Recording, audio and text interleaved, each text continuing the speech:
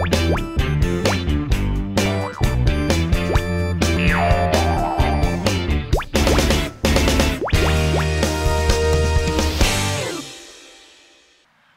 to another episode of CYC Youth Chat. Today on the panel we've got Mina, Sherry, Gabriella and Mark.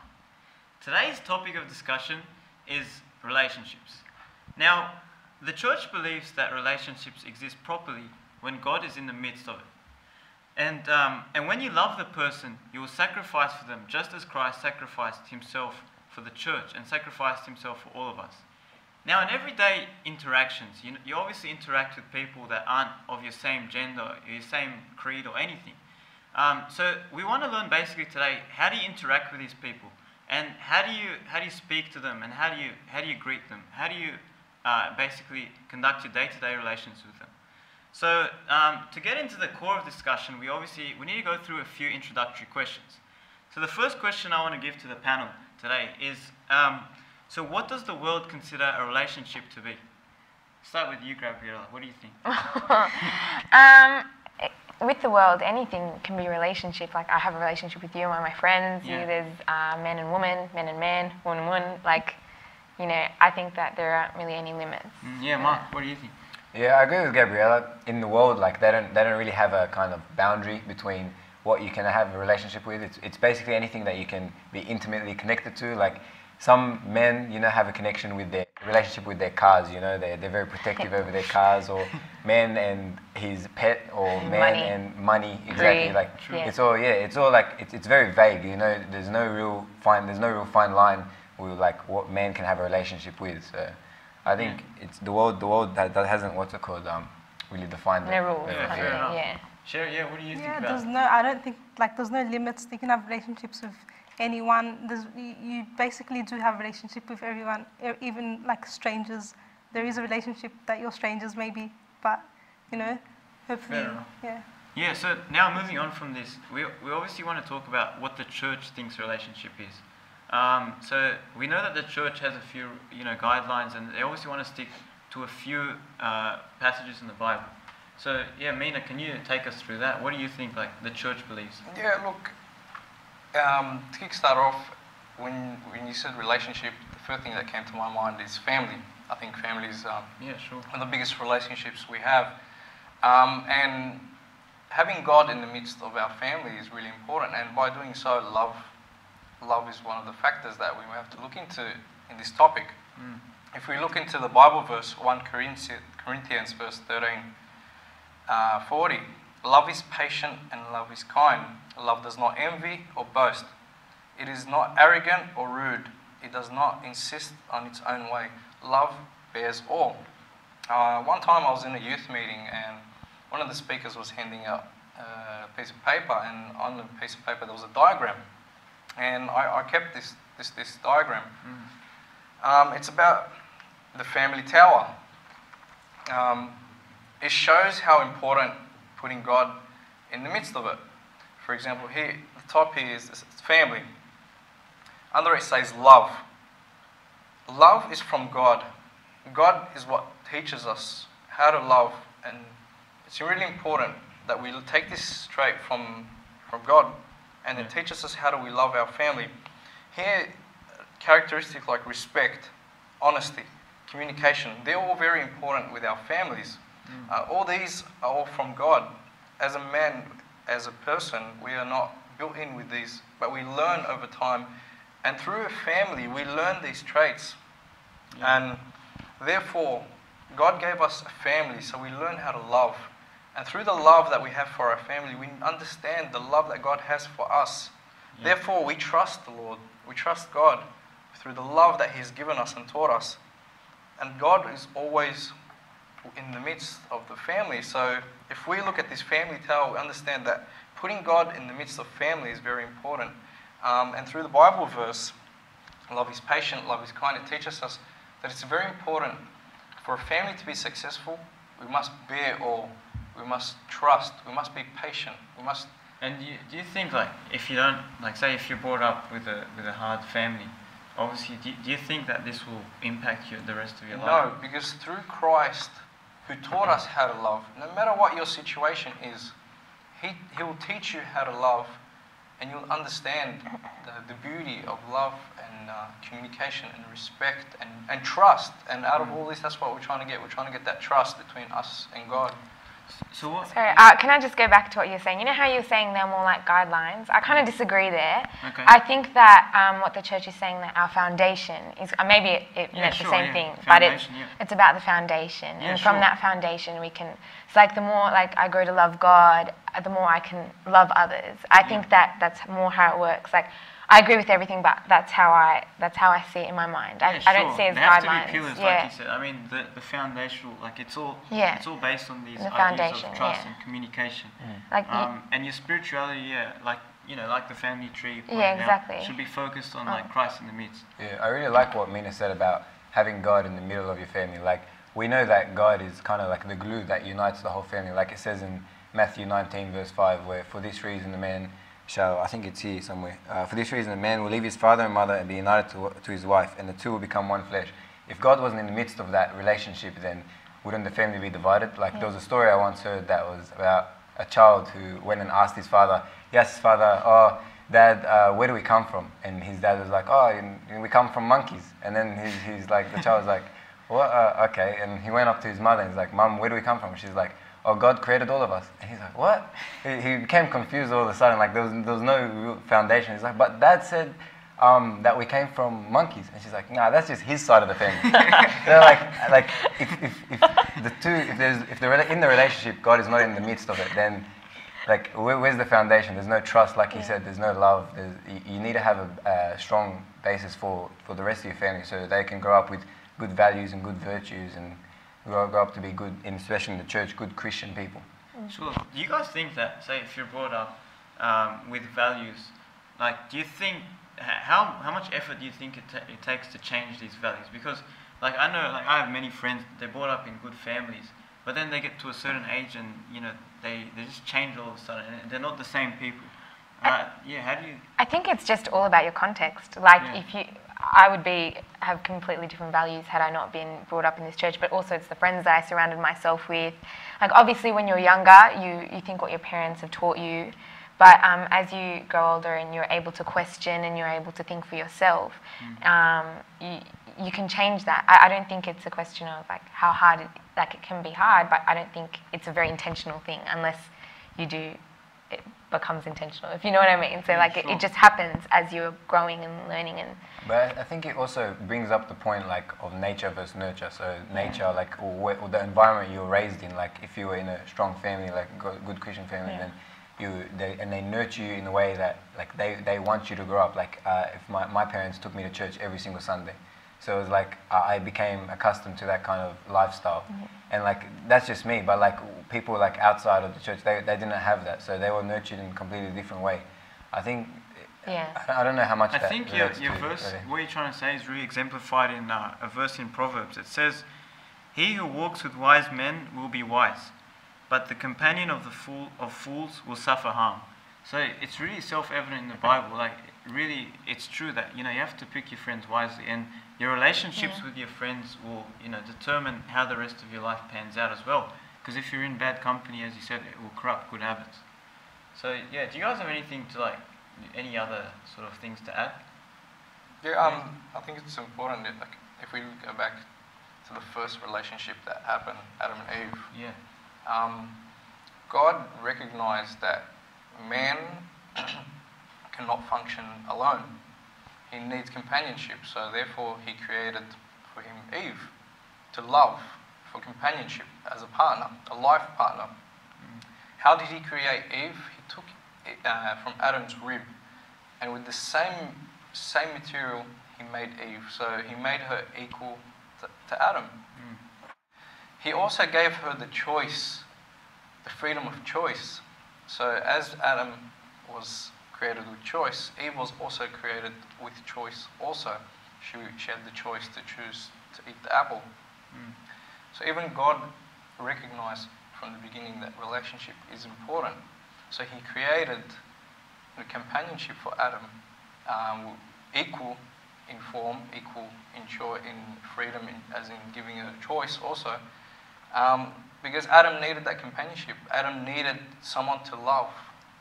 But do you think we've lost that true meaning of what it is for man and woman to be in a relationship? Like, what we know in our church is that the relationship, like the idea of marriage is that it's a representation of Christ's relationship with the church, and that was founded on agape love, which is unconditional sacrificial love, where Christ came and died for us and gave us salvation. But like, do you think we've lost that now? It's all like, oh, I love you, and Valentine's Day is tomorrow, so you know, what are we gonna do? Like, it's kind of lost its meaning, don't you think?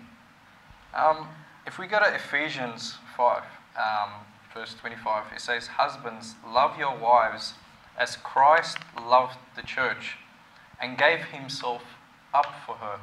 And that's where we're lacking. We're not sacrificing. We're not giving ourselves up for our partners, our wives, and we're not doing what Christ done. And that's where we lack, and that's where the problems are happening, because we forgot about this sacrifice. We forgot that God gave himself up for us. Christ loved the church and gave himself up for the church. So this verse is telling us, husbands, love your wives as Christ loved the church. Do we do that? Do we love our partners as Christ loves the church? Sure. I think there are a few issues there. Like, for instance, like how deeply do we love one another? Like, for instance, when you have these relationships, there's a certain extent to which how far you can go. For instance, if you're, say, at work, or and there's say an atheist, which you wouldn't usually associate with these people, but you're in a situation where you have to. How would you love these people to the extent that Christ said in that sort of passage? What do you think, Sherry? I think we need to understand that it's a two-way relationship as well. How to love others.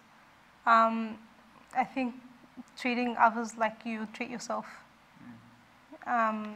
It's not easier said than done. Yeah, I think going off that, we had a talk in youth meeting last Friday, and it was loving your neighbour as ourselves, based on that, and it's the second greatest commandment, I think. And he was saying that in order to love others as we love ourselves, we have to grow in our love for Christ, and I think that it comes with that growing love. And I think if we're constantly praying to love God more and more and to love others more and more, God will, if we're persistent, God will grant us that. So I think it comes with our love for God. Yeah, can I add, I heard this once at a youth meeting as well. How can you have a bad relationship with someone you pray for? You're praying for them. Of course, you're going to love them because you're praying for them. So it's important to pray for others. Yeah, of course. I think we've read some pretty valid points today. Overall in relationships, there's obviously those important traits of communication and trust. And I think we'll leave it there for now, and we'll come back to you soon after the break.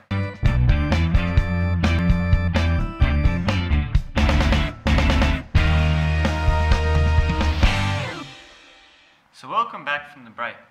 Before the break, we're talking about relationships in general, and we talked about how if you're looking at relationships from the church, or you're looking at relationships from the world, what are the main differences? So right now we want to delve into the topic a little more, and we want to talk about especially relationships between couples. So the first thing is, I remember someone came up to me, and they were pretty young. They were in, say, year 7, and they said to me, "Oh, look, Andrew, I like this girl. She's in my year," and stuff like that. And I'm like, "All right." And he's like, "Look, I have feelings for her, but what do I do?" He said to me, "Am I mature enough? How do I approach them?" So then, I was thinking about this topic of maturity, and I really thought it's quite relevant, because at different stages of our lives, we need to be mature in different ways. So I'd like to ask the panel here, at what stages is maturity the most important? And at what times in your life do you need to say, hold back, or go ahead with certain things, especially to do with relationships? Yeah. So what do you think, Mark? Well, I think regarding relationships, I think there's a certain time, and I think God will show you that time. If as Christians we don't go out searching for these things. We let God. If we put all our trust in God, then we know that everything will fall into its rightful place. But at the same time, we have to know that we have to be we have to at least know that we have to be in a stable position. So I can't start a relationship with a girl when I'm, say, in year 7, like whoever asked you. I don't know. That's just ridiculous. Like, there's no foundation for that. You don't have any stability when you're in year 7. You're not financially stable. You're not spiritually stable, maybe, but highly doubt it in this day and age. But so I think you have to be obviously very stable financially, spiritually, and health-wise. I don't know, whatever, all that kind of stuff. I think that, going off that, I think that the purpose of a relationship is so that it can end in marriage. So if you think that you're nowhere near ready for that, why are you going to enter in it the first place when you know in yourself that you're not ready for a big commitment like that? Some people are like, oh yeah, I want to practice for a relationship, just in case, No, but then that's like completely neglecting the whole purpose of a relationship. Yeah, I agree with what Gabriella said. Like, you go into each relationship expecting to to end it in marriage. But look, my question to you is a friendship meant to end in marriage? Like, if I have a friendship with a girl that I've known for, I don't know, since I was in school, do I not kind of avoid talking to her about certain things because I know that it might not end in marriage? Considering you guys are a bit older, what are your thoughts on that? I don't know, I think God's already planned it for us before we were born.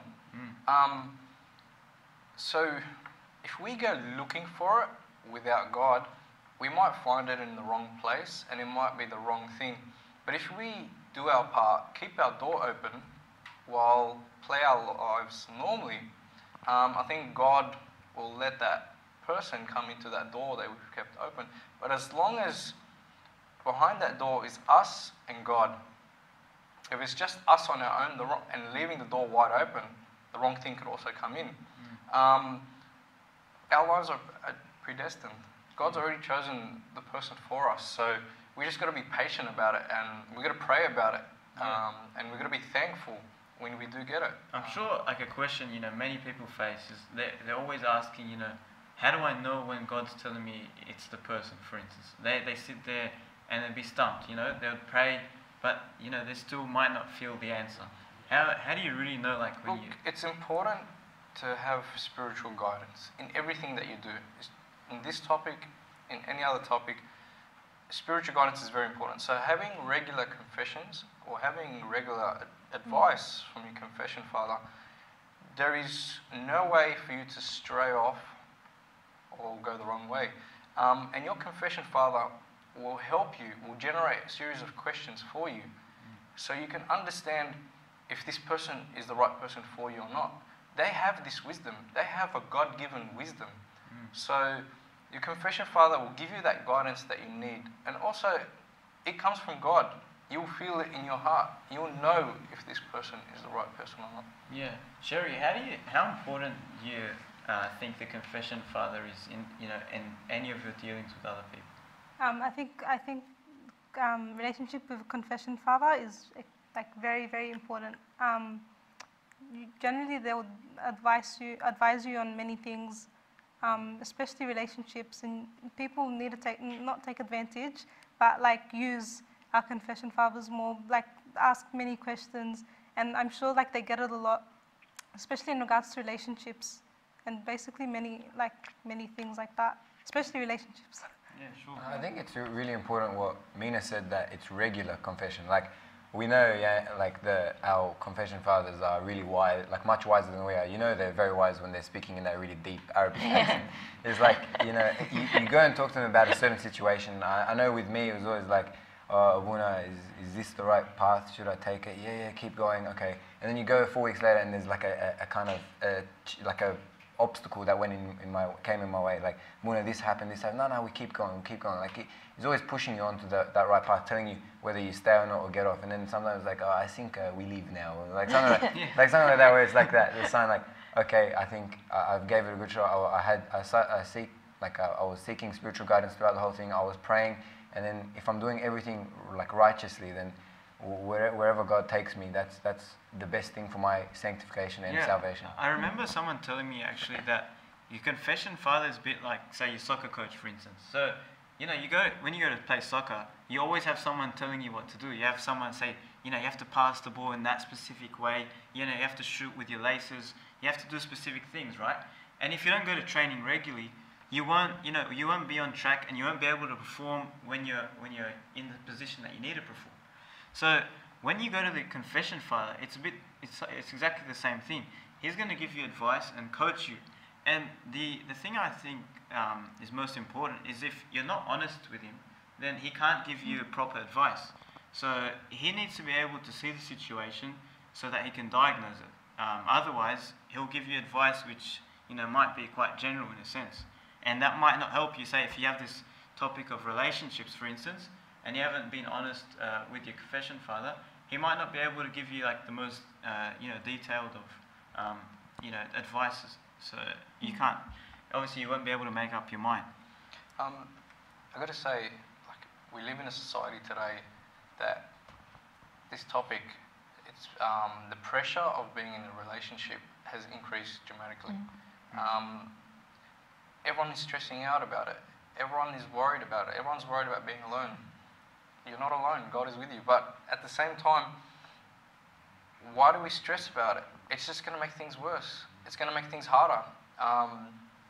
You're going to start looking for wrong things. You just want to settle. You just want to, whatever comes in front of you, you're going to take it. Yeah. If this pressure is going to cause that, you got to take this pressure away. You got to de-stress yourself. You got to relax. God's got something planned for you. Don't stress about it. It's not an exam that you have to study for. It's just you just got to rock up, and God's got it there for you. So yeah, sure. I just see it everywhere, and it's very worrying because people are forcing themselves. Yeah, and living in a country like Australia, divorce rate is really high. Yeah. We shouldn't be like that. We shouldn't stress. We shouldn't lead that path. Just be relaxed. Yeah, be cool.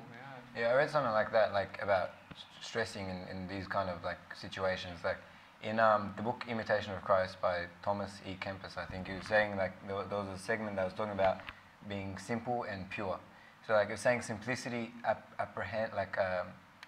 affection towards Christ, and purity apprehends and tastes Him. So basically, its whole point was if you have a simple and pure heart, simple and pure mind, then nothing like worries you. Like if I'm simple, then I believe that okay, everything that happens to me is out of God's will for my sanctification, God's will for my salvation, God's will for my God's path to heaven for me.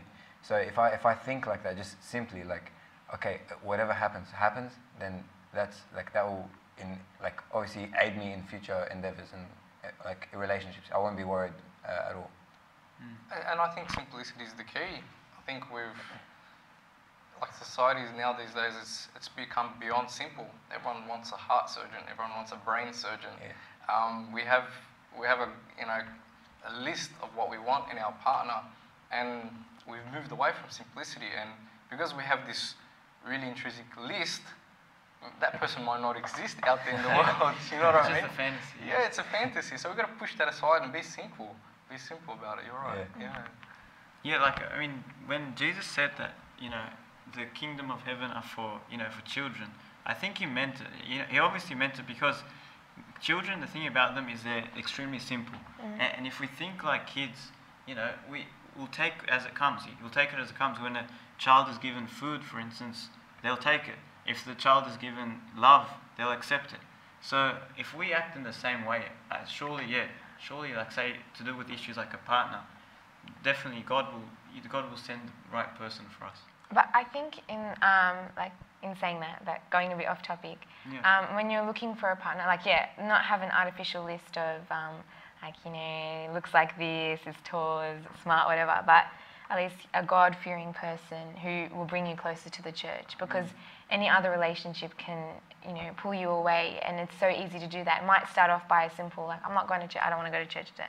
You can still go alone, but as it goes on, it will always change you. So they always tell us in Sunday school, don't try and change someone because it's not going to happen when you're in the relationship, of course. So how do you know, that's another question. So how do you know where to draw that line? Because, you might meet someone at uni or someone, say, outside of church, and you might think they're the one.